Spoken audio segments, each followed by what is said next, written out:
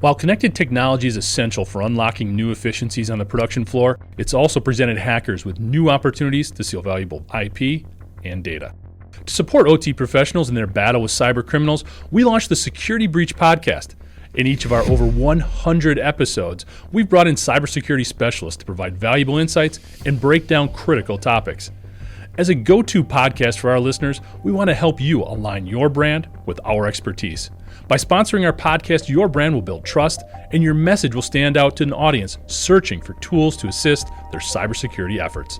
Secure your share in this rapidly growing segment by sponsoring Security Breach. Contact us today to learn more.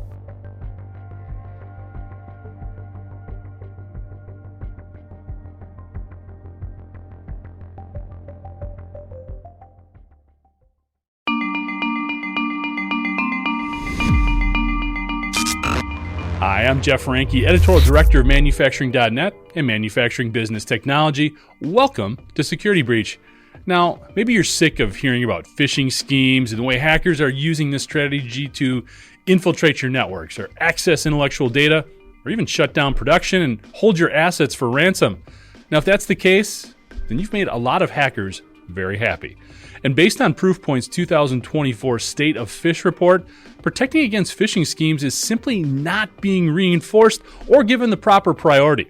For example, the report found that 71% of surveyed users admitted to taking a risky action, and 96% knew they were doing something risky when interacting with email or text messages. 85% of security professionals said that most employees know they're responsible for security, but 59% of those employees weren't sure or claimed that they're not responsible for cybersecurity. Furthermore, 24% admitted to responding to emails or text messages from someone they did not know, and 19% clicked on links in emails from people they didn't know. Looking at the extortion element of these attacks, 69% of surveyed organizations were infected by ransomware, and only 41% regained access to data after their first payment. Additionally, there was a 50% increase in reports of reputational damage due to phishing incidents. Finally, 73% of surveyed companies reported a business email compromise, but only 29% are actively teaching users about these BEC attacks. Here to help sort out these troubling findings and assess the phishing threat landscape is Craig Taylor. He's co-founder of Cyberhoot, a leading provider of phishing prevention solutions. Craig, thanks so much for joining us today, and welcome to Security Breach. So, in the intro, I went through a bunch of stats talking about how phishing is still this huge concern. We've known about it for a long time, but people are just not taking the right actions. Maybe you could give us a little bit of sort of an overview of the landscape a little bit in terms of maybe what are some of the new tactics the hackers are using, and why are we just not responding or getting ready to or preparing ourselves to handle these types of attacks? Well, that's an interesting question, and it's one that I think a lot about, Jeff, because it's not rocket science. Phishing attack is a flavor of social engineering.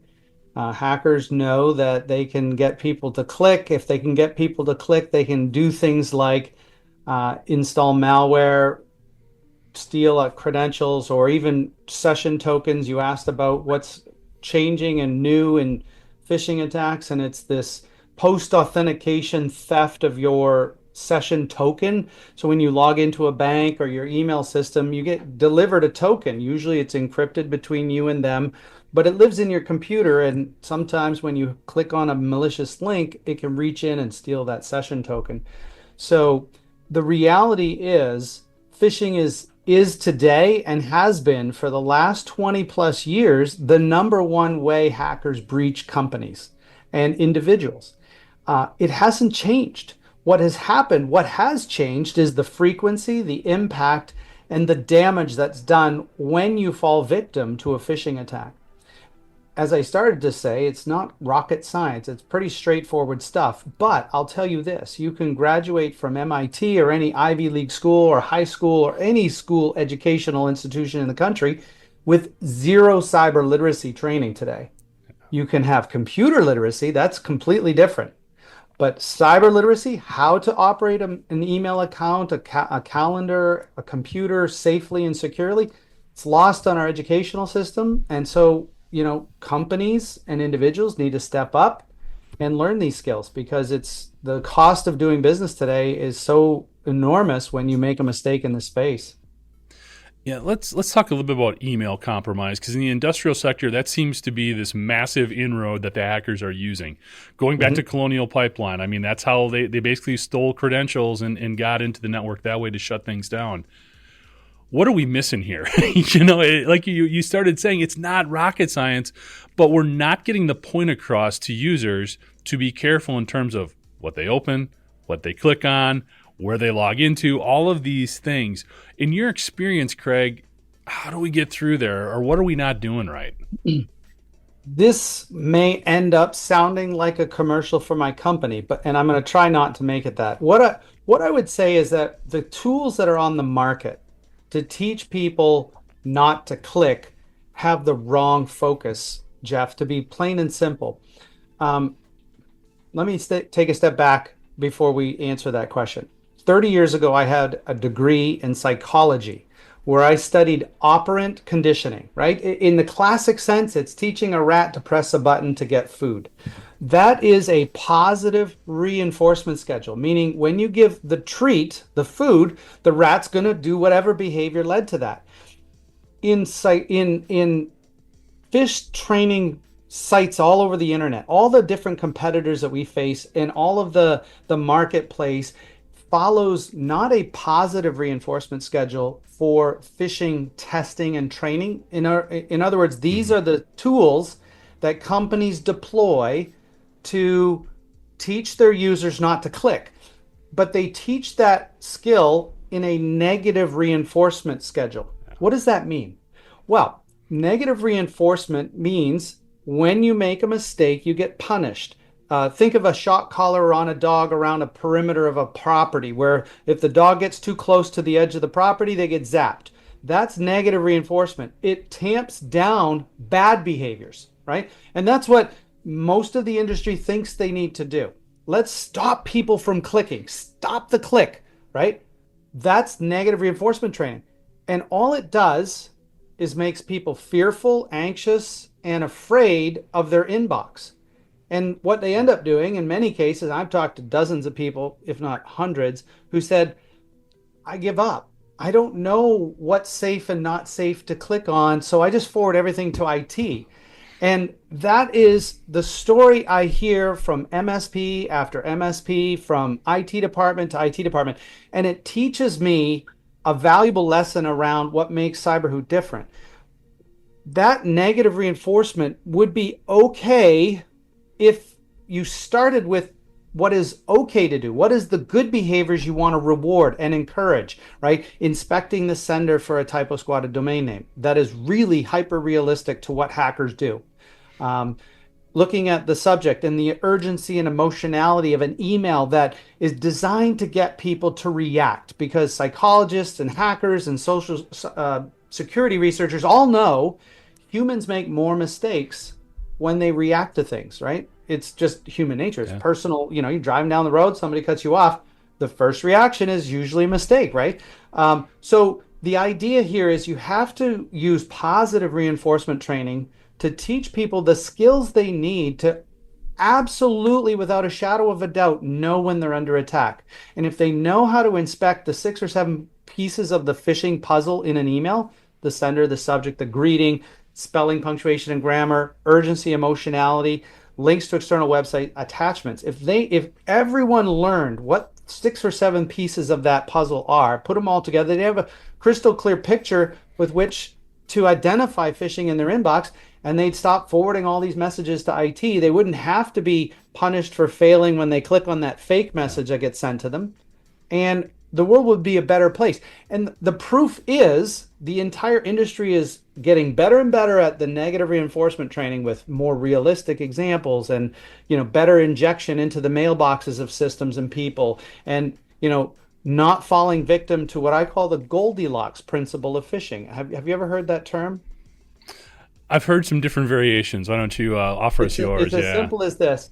when an IT department or an MSP sends fake emails to the inboxes of users, there's a Goldilocks problem they face. It can be too easy and easily identifiable to insult the intelligence of your end users. They look at their IT department going, "How stupid do you think I am? This is so obviously phish, and you're Yeah. just testing me," as to delete it. But they're somewhat insulted. It's probably the least of all the problems with phish testing.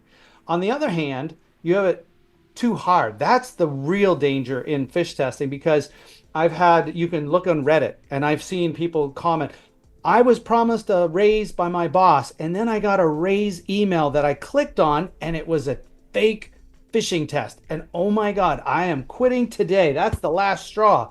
And other ones have been promised bonuses at Christmas time or, any kind of what a person thinks they deserve email, and then it not only isn't that, it's a test, they fail it, and they're punished with 35 minutes of video training.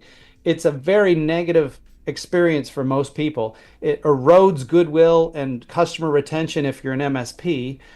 Essentially, that's way too hard for people, and it's not fair. It's too devious, and it doesn't really teach any good skills because the learning is lost in the anger and frustration. Yeah. So getting it just right means you have to pick the right technology stack that everybody uses in the company, and it can't be too hard, it can't be too easy. It's really difficult to do well. But it's all fundamentally based on negative reinforcement training to stop the clicks without teaching what's okay to click or what is considered a valid email and when should I actually pick up the phone and call somebody because it's just off. Something's not right about this. I check out all the parts of the email, but it still doesn't seem right. So my intuition is call the person to figure out, did they really send me that invoice that I don't get invoices at my company for? So why would I get this? Yeah. It's interesting. I want to circle back to the messaging because and I think we've talked about before actually, talking the different tools that are out there that are now playing a role in the messaging, both on the offensive and defensive side of things there. But one of the things that we talk a lot about on security breach is the human element of cybersecurity and the bigger role that's playing now.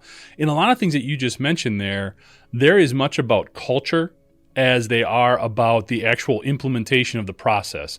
When you're working with companies or maybe even going back to your psychology training, how do we sort of break that down? Because it's very easy to say, hey, we want to embrace this. We want to have the right messaging. We want to have the right approach to cybersecurity so employees get more involved. But it's so easy to lean back on sort of that punitive approach as opposed to a more complementary one. Right. Have you seen any strategies or approaches that can help us, again, sort of find that just right type of approach? Yeah, you have to start with communication all the way through, from the top leadership all the way down, and everyone needs to participate. It's helpful to share close calls with employees. It's helpful to share industry metrics that, for example, it's Awareness Month. And at my company, Cyberhoot, we put out 31 days of cybersecurity statistics that you can download off our website and brand and send to your employees. And one of the stories it tells is that last year, the third largest economy of the world, after the US at 27 trillion and China at 17 trillion and change, was cybercrime. Number three, at $9.5 trillion of criminal behavior and funds changing hands to the wrong people. That should be incredibly sobering. So when you want to talk about establishing a culture in your company, you need to talk about, here's what we do and the data we have and why someone might be after it. They might be after it to embarrass us as a company, even if you have not a lot of really highly sensitive data. They might be after extorting money from us, right? Organized crime and so on have tried to move online where there's fewer video cameras on cell phones to take pictures of physical crimes, and so on. And if you can have this communication with your staff that everybody has a role to play here, that we're only as strong as our weakest link, and we need every single person from the CEO down to the mailroom clerk completing these assignments for educating users on spotting and avoiding phishing attacks, on the importance of password hygiene and some of the other more prominent attacks, you would do well to start to mold that culture into cyber awareness. And there's another underlying theme that I think is quite valuable if you're listening to this and you're running your cyber program at your company. This benefits people personally as much as professionally. So don't teach it as Yeah. you need to protect our company. No, you need to protect yourself and your family.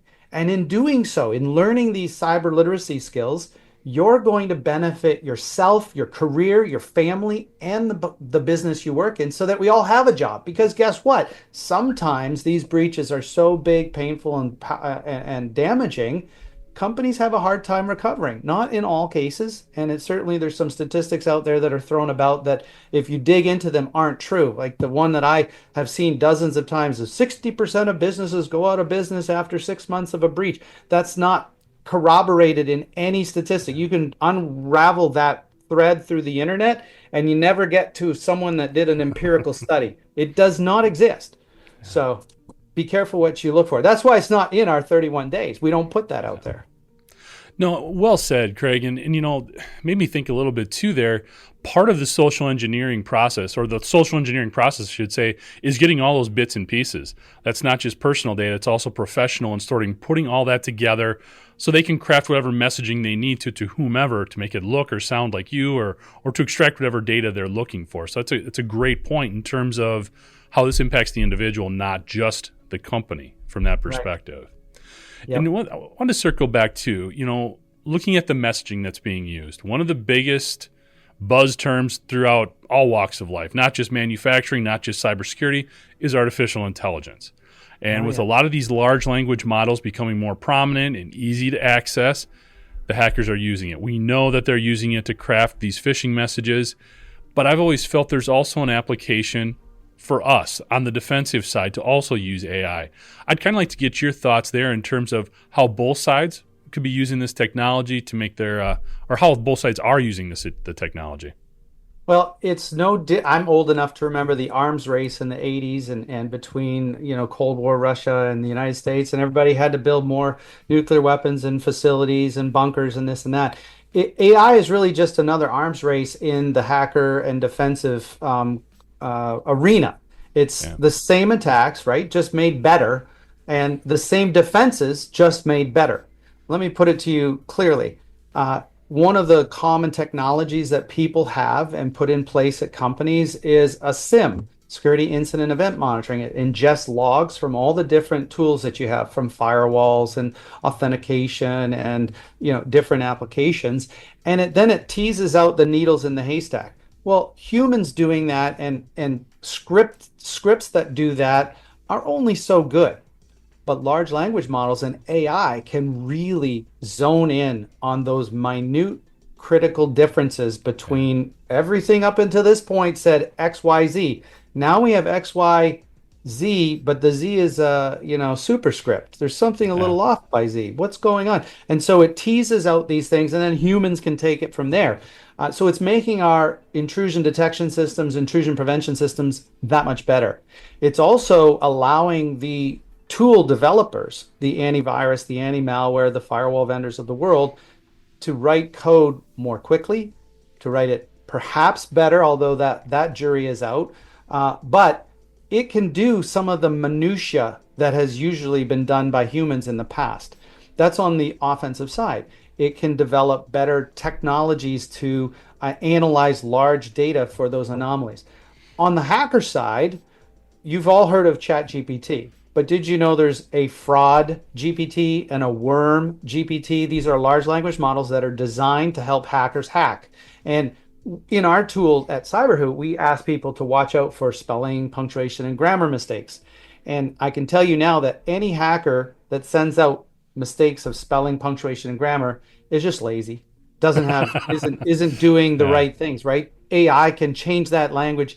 And here's the scary part, right? We have adversaries that are in different countries of the world, and they can now translate anything they want from any language to any language. So if you're Yeah. in the United States and you wanted to write something in Swahili, you could have a grammatically correct phishing attack in whatever language you want, and vice versa. So the world has become flat. To quote that old book, it's more flat today than ever before, particularly because the language barrier has been eliminated by AI. And that puts us all at risk for, attacks from anyone, anywhere, any place, anytime. Yeah, it's crazy. One of the things you brought up there was tools. And there's just been this influx of tools, especially when we look at phishing, because to your point, it's not always rocket science. We can use higher levels of technology to help defend against it, but at its premise, it's not real complicated. What are you seeing out there in terms of this influx of tools and maybe helping the audience understand those that are, yeah, they might do a little bit, but they're not worth the investment versus those that might be worth a higher level of financial investment? I have a thought that I'm reticent to share because we wanted to develop it at Cyberhoot, but it also is probably would never be adopted by users out there. And it's this. Listen to a podcast not too long ago about the lack of friction in social media is the cause of some of the social downfalls we're seeing in young people today, children and our kids in other areas. And just quickly extrapolate it. So because you can comment on anything, anywhere, anytime in social media, and you really don't see the reactions of people, people are saying things they shouldn't and that they might otherwise regret if you saw the pain on somebody's face. So taking all of that and saying there's no friction involved in making those comments. Well, what if we added that concept? And the argument for that is to add friction to social media, but nobody wants that because who wants to slow down things? Yeah. But imagine we added friction to email. Okay.